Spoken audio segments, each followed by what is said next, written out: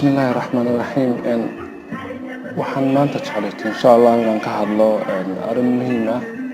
oo in badan oo inaga naga mid ah soo wada martay arrintaas oo ah qofku marka uu ka soo baxo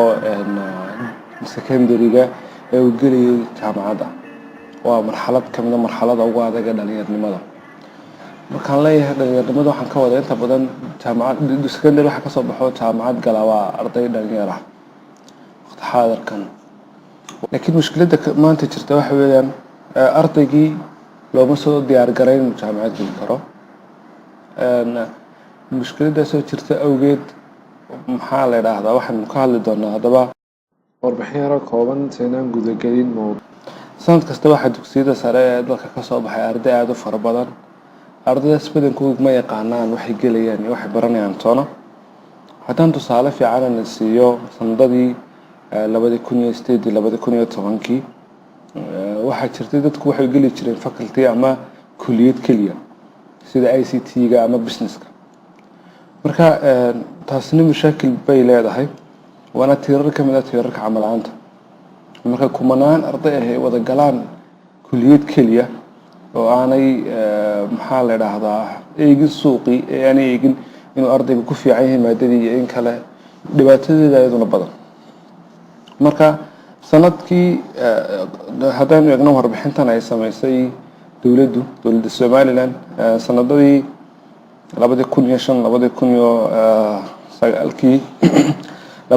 2005 2009 kulliyadda business-ka oo kaliya din xooga saarno waxa ka baxay 41 qof 2006 waxa ka baxay 50 qof 2007 99 2008 2009 230 arday waad aragtaa sidoo uu kordhayo tirada ardayda marka dambaysa ee ka soo baxaysa jaamacadda qaybta kulliyadda business-ka wali wuxuu ka saaraysa galaysa marka sidoo kale waxa ka socota kulliyadda IT-ga iyo looga oo inkastoo looga iska yaraan laakiin IT-ga aad u badnaa waxaan xasuustaa 2010 markii aan doonayay anigu IT-ga gala markii hore waxaan arkay dad aad u fara badan IT-ga jaamacadda Hargeysa tagay oo 800 saayid bay mareysay waqtiga isqoristo kaliya jaamacadda Armas 500 saayid gelis 400 joogsanay marka waxa muhiim ah haddaba ardayga uu doonayo inuu galo jaamacadda inaad ogaato in qof kasta oo aad weydiiso maxaan bartaa jaamacad baan rabaa hadda inaan galeen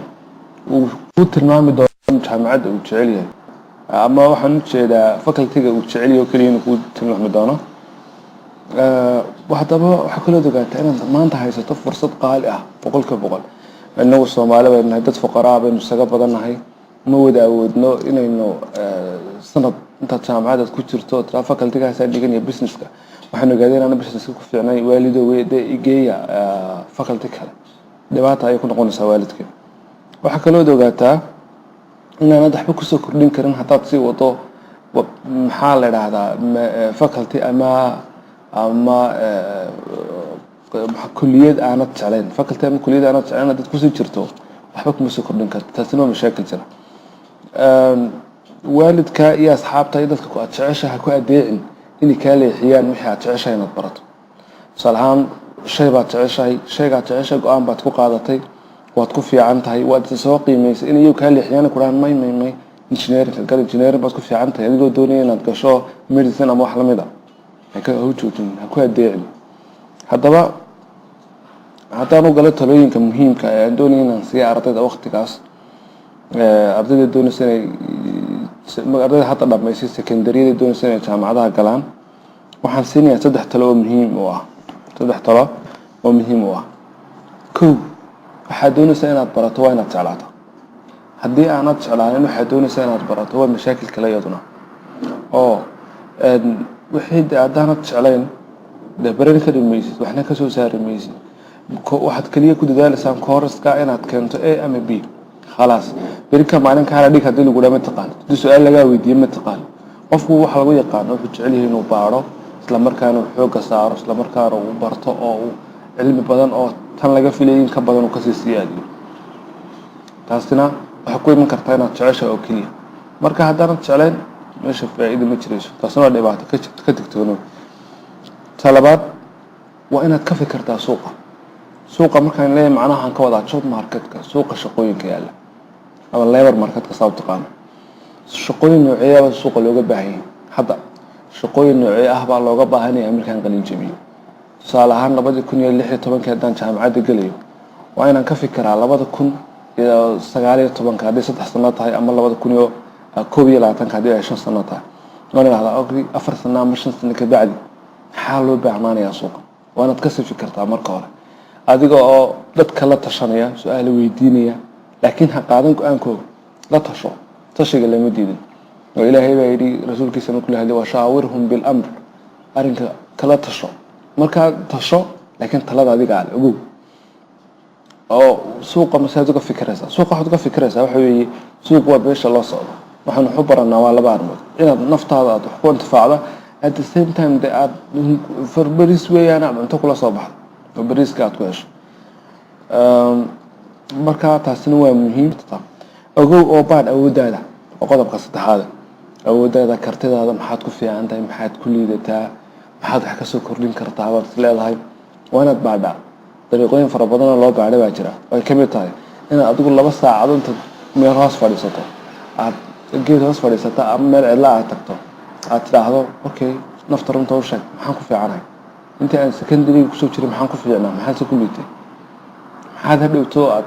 challenges iga hor iman kara dan waxaan aan qaato challenges waa inaad sii birid karayn kartaa dad sii saadaalin karto waxa fududaanaysa hadhow inaad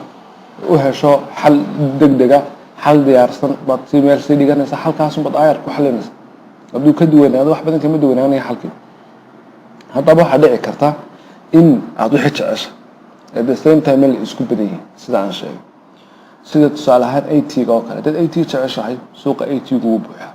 haddaad jeceshahay businesska suuqa businessku wuu buuxaa laanna anigu waxaan kuu sheegay min 2005 ilaa 2009 arday fara badan ka soo baxday businesska ardayda businesska ka soo baxday min ardayga tusaale ka soo baxay 2005 businesska waa arday maanta experience haysta khibrad buu haystaa intaas sanadood buu ku shaqeynayay shahaada dunta sida isaga laga doorbidaya markaad soo istaagtaan haddaba maxaa kula gudboon waxaa doonaysaa inaad barato markaad soo marayso shuruudihii imkaan kuu sheegay adigu aad soo qiimayso maadadii aad jecleyn aad soo qiimayso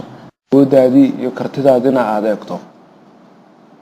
waxaad ka fikiraysaa oo keli ah okay maxaan dheeraan karaa qofkan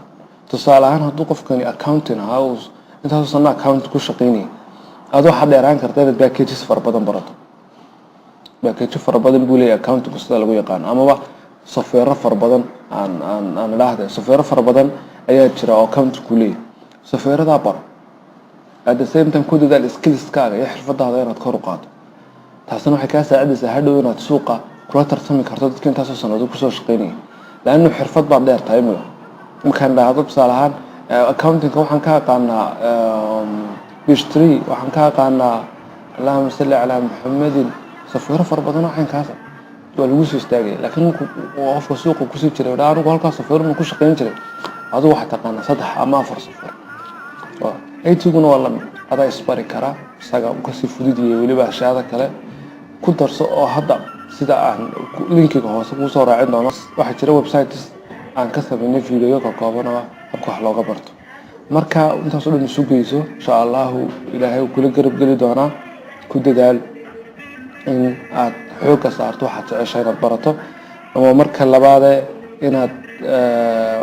waxaan aad jeceshahay laftirkiisa suuqa u eegto oo tiraahdo waxaan jecelahay talawaa sidee suuqa siduu noqonayaa at the same time waxa kale oo jira inaad ka fikirto in awoodaada shakhsiyadeed waxaad capability miyaad u leedahay mise u malihid انت سيم كسو كوبيا والسلام عليكم ورحمة الله وبركاته.